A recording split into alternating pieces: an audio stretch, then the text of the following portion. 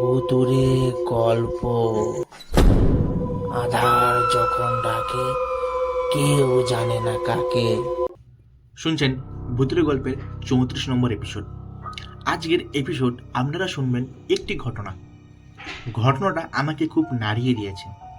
এই রকম ঘটনা যদি আপনার সাথে ঘটতো তাহলে আপনার কেমন লাগতো অবশ্যই কমেন্ট করে আমাকে জানিয়ে দিন। আশা করছি আজকের এপিসোড আপনারা খুব এনজয় করবেন। লাইক করুন, কমেন্ট করুন আর সাবস্ক্রাইব করে দিন। ঘটনাটা পাঠিয়ে দিন আপনার জীবনে ঘটে যাওয়া কোনো ঘটনা, নাহলে শোনা কোনো ঘটনা। আমাদের কাছে মেল করতে পারেন ভুতুরে গল্প 123@gmail.com অথবা ফেসবুকে ইনবক্সে ঘটনা পাঠিয়ে দিন। আর সমস্ত কিছু লিঙ্ক ভিডিও ডেসক্রিপশনে দেওয়া আছে, সেইখান থেকে খুঁজে পাওয়া আমাদেরকে খুবই সহজ। শুরু হচ্ছে ভুতুরে গল্পের 34 নম্বর এপিসোড। ভুতুড়ে গল্প। আধার যখন ডাকে, কেউ জানে না কাকে। দাদা, আপনার ঘটনাগুলো শুনতে আমার খুব ভালো লাগে। যখন আপনার ঘটনা শুনি তখন মনে হয় ভয়ের রাজ্যে চলে গেছি। সবাই আপনাকে ঘটনা পাঠায়, তাই আমিও আমার বন্ধুর জীবনে ঘটে গেছে এমন একটি ভয়ানক ঘটনা আপনাকে পাঠিয়ে দিলাম। আমার নাম মনোজ, আমার বাড়ি মুর্শিদাবাদ। আজ আমার বন্ধুর সাথে যে ঘটনাটা ঘটে গেছে সেটাই আজ আপনাকে আমি শোনাবো। আমি বন্ধুর ভাষায় বলছি। এই ঘটনাটা আমি অনেক বছর কাউকে বলিনি, কারণ বললেই সবাই হেসে উড়িয়ে দিত। কেউ বলতো কল্পনা, কেউ বলতো মানসিক চাপ। কিন্তু যাদের জীবনে একবার এমন কিছু ঘটে তারা জানে সব কিছু যুক্তি দিয়ে ব্যাখ্যা করা যায় না। ঘটনাটা 2018 সালে ডিসেম্বর মাসে। তখন আমি কাজ করতাম একটি প্রাইভেট কোম্পানিতে। পোস্টিং ছিল শহরের বাইরে, আধা গ্রাম আধা শহর বলা যায়।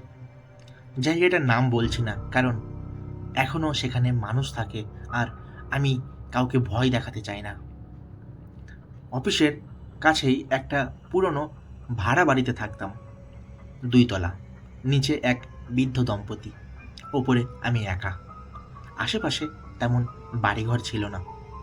রাতে রাস্তা শুনশান। দিনের বেলা সব স্বাভাবিক, কিন্তু রাত নামলেই একটা অদ্ভুত নীরবতা চারিদিকে ছেয়ে যেত। এক রাতে অফিস থেকে ফিরতে ফিরতে প্রায় রাত 10:30 বেজে যায়। গেট খুলে ঢোকার সময় মনে হলো কেউ যেন আমাকে দেখছে। পেছনে তাকিয়ে কাউকে দেখলাম না। ভাবলাম ক্লান্তির কারণে এমন হচ্ছে। সেদিন রাতে ঘুমাতে গিয়ে প্রথমবার একটা ব্যাপার ঘটল।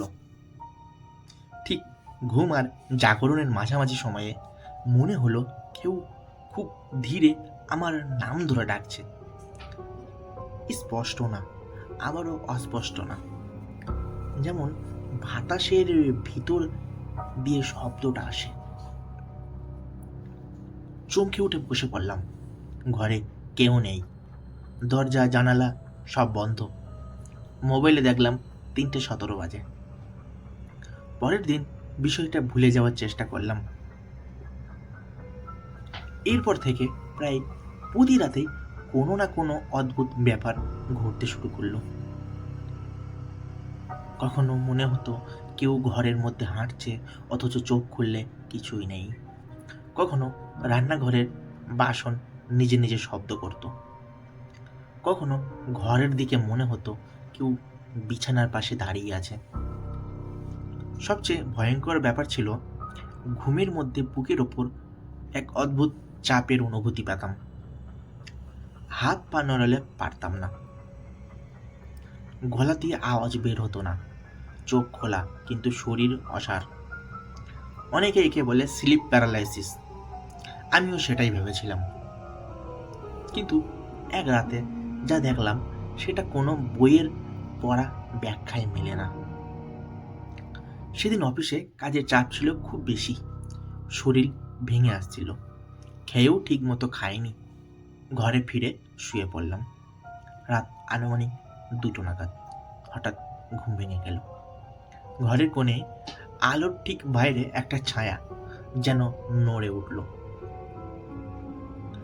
প্রথমে ভাবলাম চোখের ভুল, কিন্তু কয়েক সেকেন্ড পর বুঝলাম ওটা ছায়া না, মানুষের মতো একটা অবয়ব।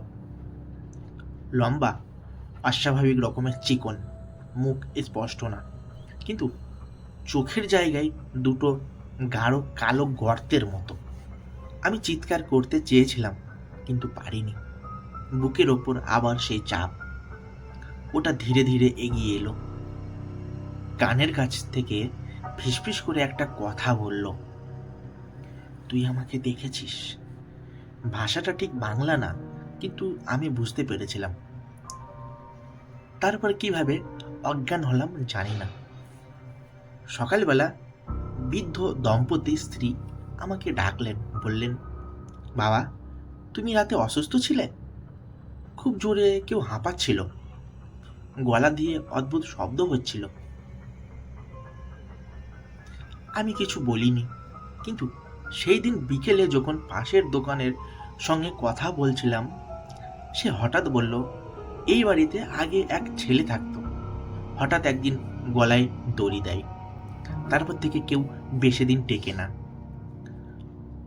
ঘটনাটা আমি শোনার পর আমি ঠান্ডা হয়ে গেলাম। খোঁজ নিয়ে জানতে পারলাম ওই ছেলেটা আত্মহত্যা করেছিল ঠিক আমার ঘরেই, গভীর রাতে। অনেকদিন লাশ পড়েছিল, কেউ খেয়াল করেনি। এরপর থেকে ওই ঘরে যারা থেকেছে সবাই নাকি কিছু না কিছু অদ্ভুত অভিজ্ঞতার কথা বলেছে। কেউ 2 সপ্তাহ থেকে চলে গেছে, কেউ 2 দিন থেকে চলে গেছে, কেউ অসুস্থ হয়ে পড়েছে।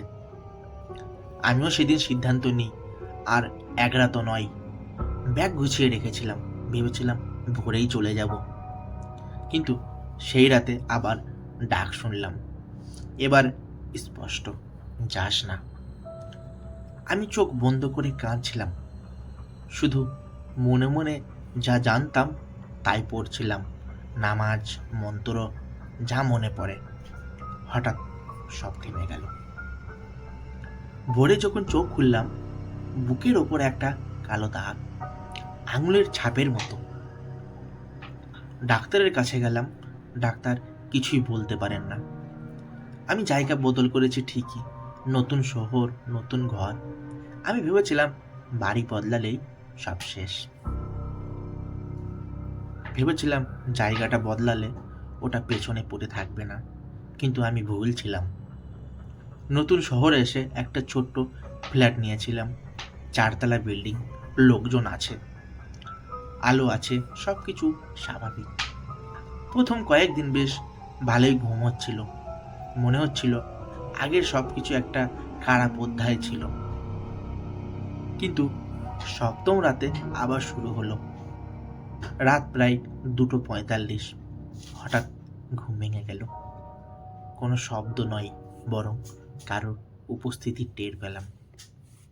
ঘরের জানালা বন্ধ, ঘরের দরজা বন্ধ, তবু মনে হচ্ছিল আমি একা না। আমি উঠে বসতেই দেখলাম আলমারির আয়নার একটা প্রতিচ্ছবি, আমারই মতো। কিন্তু আমি নড়ছি না, আর প্রতিচ্ছবিটা ধীরে ধীরে হাসছে। আমি চোখ ঘষলাম, আয়নাটা ফাঁকা, কিন্তু বুকের ভেতর সেই পুরনো চাপ, ঠিক আগের মতোই। শব্দগুলো ফিরে আসে।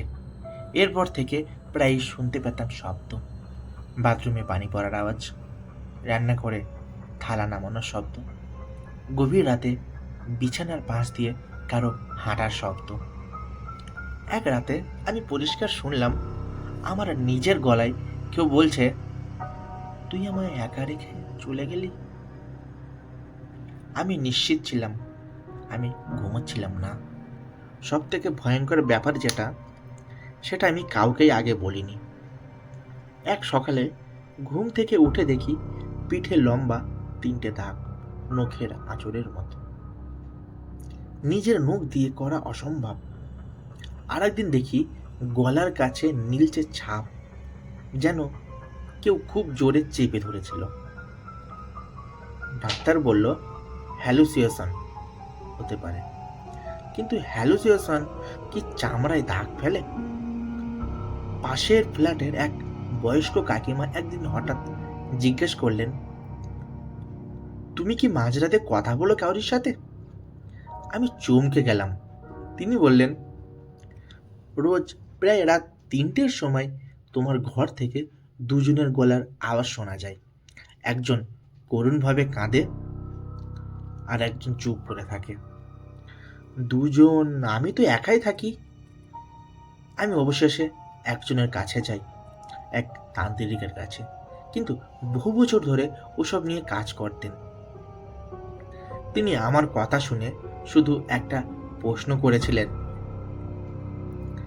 তুমি কি ওখান থেকে কিছু নিয়ে এসেছো? আমি বলেছিলাম না। তিনি আমার ব্যাগ খুলতে বললেন। ভেতর থেকে বেরোলো একটা পুরনো চাবি। আমি অবাক। ওই চাবি আমি চিনি না।